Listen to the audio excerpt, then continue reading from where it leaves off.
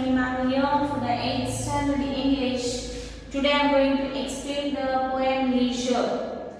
Leisure, that is for memorization. Okay, I hope you would have got the textbooks. If it is not there also, I am going to send the poem. Sit and memorize. Okay, read the words properly and memorize the poem. It's very important poem.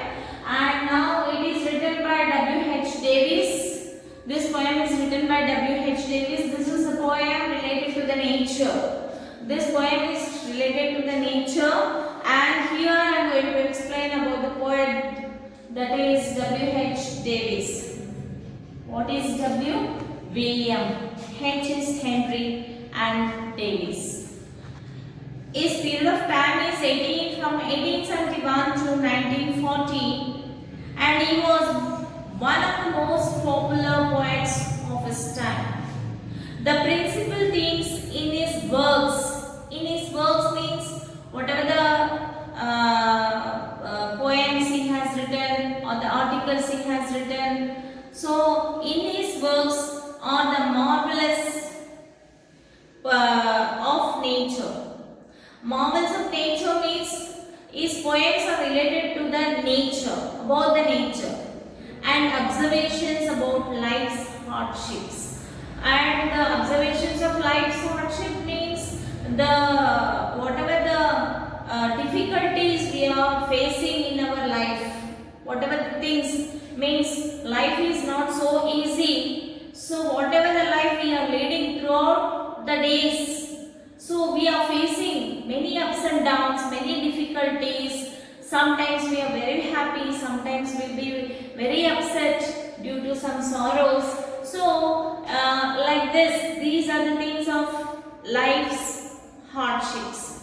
We find simplicity and the use of native tongue in his poems. So in his poems we can see the simplicity and use of native tongue in his poems. Means there is simple language, everybody can understand this. Most of his poetry is on the subject of nature. So most of the poems is the subject of nature or life on the road. It exhibits a natural, simple and earthy style. So his poems exhibits a natural, simple and earthy style. Earthy style means, see, very simple living, not very rich. Okay, this kind of living is called as the earthy style. And I am going to tell about the poem also. This Leisure is written by W.H. Davis. Is an incredible poem. It is an incredible poem about taking time to look around and notice beauty that every day holds. So we have to take the time and look around, okay, the beauty that every day holds. Davis does a wonderful job of opening the eyes of all those who read this marvelous work. It teaches us that we need to slow our lives and down and take a look around and notice the little things. So nowadays life is very busy, children, very busy. You know, as soon as we get up, we will do our work. We go, many of your parents, both will be working and they'll be very busy.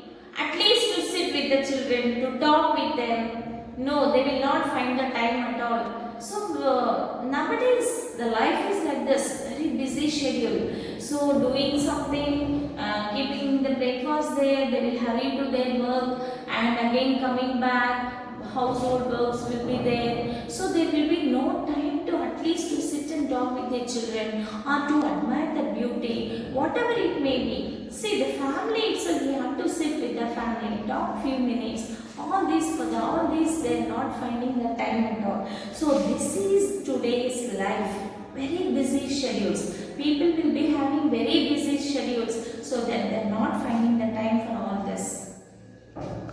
We should take advantage of little time that we have on this earth and pay attention to the little things. See, little things also. See, beauties. Okay, so that small beauties, the little things which gives us the happiness, even to see that also we are not finding the time. So what the poet is telling, we have to take the little time on this earth. How many years we are living on this earth? Very short period, very short period. So at least we will take some time to and pay attention to the small things, the little things which gives us the pleasure, which gives the happiness to us. So this is what he is trying to tell us. So now I am going to introduce see one small summary and then I will explain the poem. Here we humans lead poor lives because in our busy schedule. See, ourselves we make it very busy. Yes, we have to go in time, we have to do our duty, we have to do our homework, this, that and all. And see for the ladies, so many works will be there. Morning, get up, do this work, that work, we have to cook breakfast, lunch, dinner, like this many things, and many things will be there, so that they lose the concentration of the other things which they have to take care. Sometimes they won't take care of themselves also. So in this, see, very fast people are very fast in earning the money because life is very short period. Okay, in this short period they have to come across many things, and we don't find time to enrich our lives with the wealth of beauty and wisdom that nature has offered. You know, nature is the God's gift. Nature is very beautiful, very beautiful. You will see around this world is so beautiful. Nature is so beautiful. Yes, how is this? I say it's all God's gift. You just see the valleys, the mountains, the rivers, the oceans. Okay, many things, the hills. Okay, all these are God's gift. The greenery, the flowers, the different colors, the flowers, the rainbow, the sky, the moon, the sun. All these are the God's gift. Children, we have to enjoy all this and see the butterflies, the insects, the animals with different colors. So beautiful they look. So wonderful these are all. We have to spend little time with them just to see the ant is taking the food. Okay, then see so many insects, so many pretty things are going on in this world.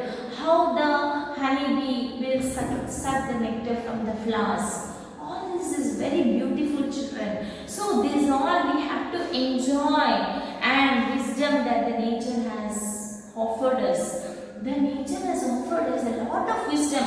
There's many things to learn from the nature. How the birds will feed their young ones. See the love and affection. The love and affection in the nature also is there. When you see in that mind, you see the creeper, the climber is rounding on the tree. It takes the tree support and climbing on the tree, and there you can see the love and affection. Okay, how the tree is holding this climber. See that wherever you can see the love and affection is there, children. So we have to admire the beauty of the nature. That is what the poet is telling us. The poet states that our lives become meaningless if we don't lay aside some time to admire the beauty of the nature. See, the poet is trying to tell us that our life becomes meaningless if we don't spend some time to admire the nature. See, nothing, children, we have little garden, small garden in our house. So we like to get up in the morning and see the nature, means that those plants and all. Oh, which plant has given the flower? Okay, the flower, that color, the beautiful color of the flower, everything we admire, isn't it, children? If any parents, any birds are coming and sitting, they make the noise, and that also we admire. So like this, many things are there to admire in the nature. That is what, that's it. If we don't admire all that, our life becomes meaningless. Nature with its vibrant colors, fragrance, love and wisdom. See, nature, all the words he has taken, see, the vibrant colors, okay, so beautiful colors. See, we might have kept the name red, blue, green, yellow like this. God has already created all this. See the fishes. See the fishes under the ocean. Go and see the fishes, the different kinds of fishes. The colors are so beautiful. So we have not created that. God has created that. So He has given the colors. So vibrant colors, fragrance, so beautiful fragrance, and exuberant flora and fauna. What number of trees, so nice greenery, nice, very beautiful. All this from whom it has come. The God has created. We have to enjoy the beauty of nature, children. Yes, this is what the poet is trying to tell us. We have to love and wisdom we have to gain from this nature. Yes, lot of wisdom, lot of knowledge we will get from this nature, children. We have to admire that. We have to go and see them, and we have to learn many things from them. They are our disposal and will belong us only if we care to admire their beauty and enrich our lives. We have to admire, and we have to admit in our lives also. Life is indeed beautiful to stand under the boughs and stare at the nature as she circles. See, life is beautiful. Sometimes we have to stand under the boughs. Boughs means what? Big branches in the big trees. We have to stand under the boughs, and when the rain comes, when the rain showers, means the sheep and goats, they will come and stand underneath the trees. Like that we have to stand. Even we have to enjoy the rain also. Okay, like this we are too busy to be a squirrel hide nuts in the grass. See, we are too busy to see that squirrel going and hiding the nuts in the grass. See, to see the gleaming stream which looks like the starlit night sky, to observe the beauty of the nature. As she always dances to the rhythm of the nature's music.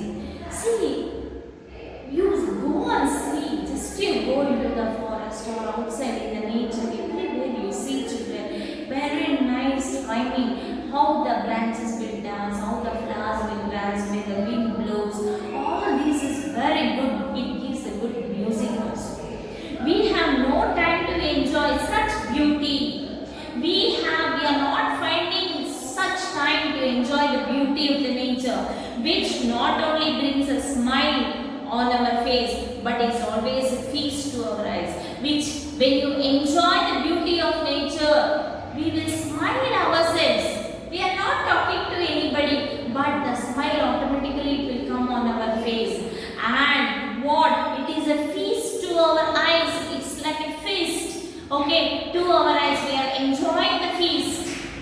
Without this quality of appreciation, without this quality of appreciation of the incredible beauty of the nature, with this incredible beauty of the nature, if we don't have that appreciation, we are poor, says the poet.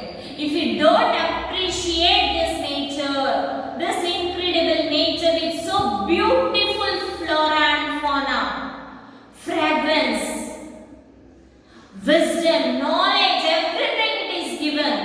So we are poor, says the poet W.H. Davis.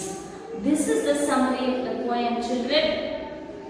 Very beautiful poem, and very good it is.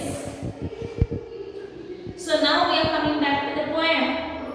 You may have seen some children collecting stamps, gardening, painting, cooking, many things like cycling, okay, many things, seeing TV, okay, and many things are there.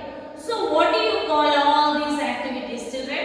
What do you call all these activities? I say these are all called as the hobbies. What are these? Hobbies. When do you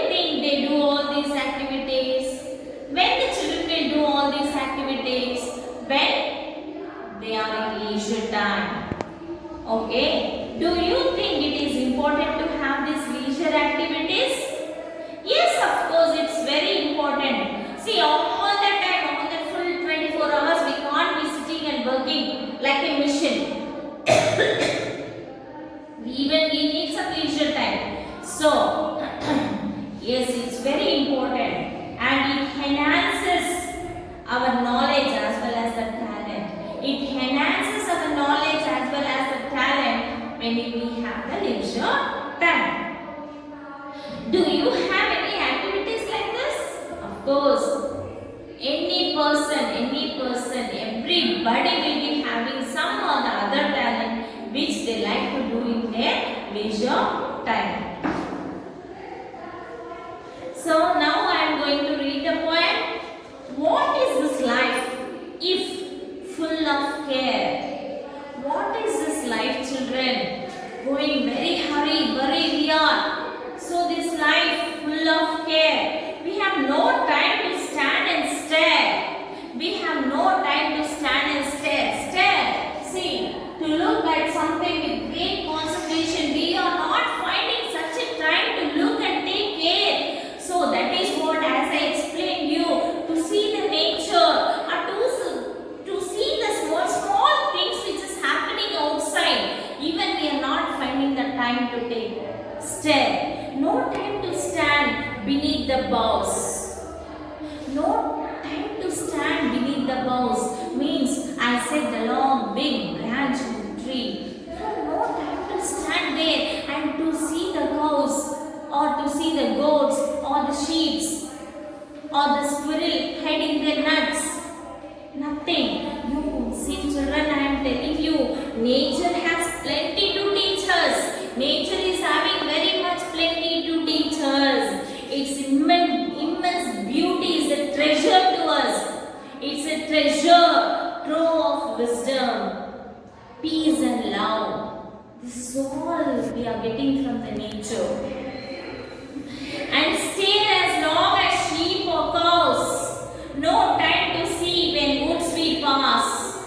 No time to see that when goods we pass. Goods is nothing but the forest. No time to see. Okay, where squirrels hide their nuts in grass. No time to see in a broad daylight.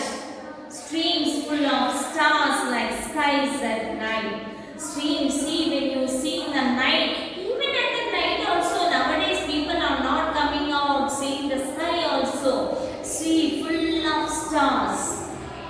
So here we have to admire the beauty of the nature. That is what he is telling. We are not finding the time here. Vibrant colors, fragrant, exuberant flora and fauna. We are too busy to see a squirrel hiding its nuts in the grass. Gleaming streams look like the starlit night rhythm of the nature's music. No time to turn at beauty's glance and watch her feet, how they can dance. See, that also we are not finding the time to see their dance. No time to wait till her mouth can enrich the smile or eyes begin. Enrich, improve the quality of whatever we are seeing, we have to improve the quality. A poor life, this is full of care. We have no time to stand and stare. In this poor life, we are very poor in that to admire the beauty of the nature. Very poor, very poor. So that's it. Without this quality of appreciation of the incredible beauty of the nature, if we don't have this appreciation, means the quality of appreciation, then what human beings we are all? We are very poor in that. So, we are poor, says the poet. That is what the poet is telling. Admire the nature, enjoy yourself, have some pleasure, have some peace, have some love and affection. Gain the knowledge. This is what the poet is trying to tell us. Okay children, I hope so you have understood this poem. I am going to send the poem to you. Please memorize this poem. Okay, it's important for you. And when the school reopens, definitely I am going to ask this poem each and every one individually. Okay, and also I am going to send the notes also, copy down in your classworks, and have in touch with your books. Whatever the notes I have already sent, 2 lessons notes, I believe 2 lessons and 1 poem notes I have sent. This is the second poem, and totally it will be 2 lessons, 2 poems, 8th standard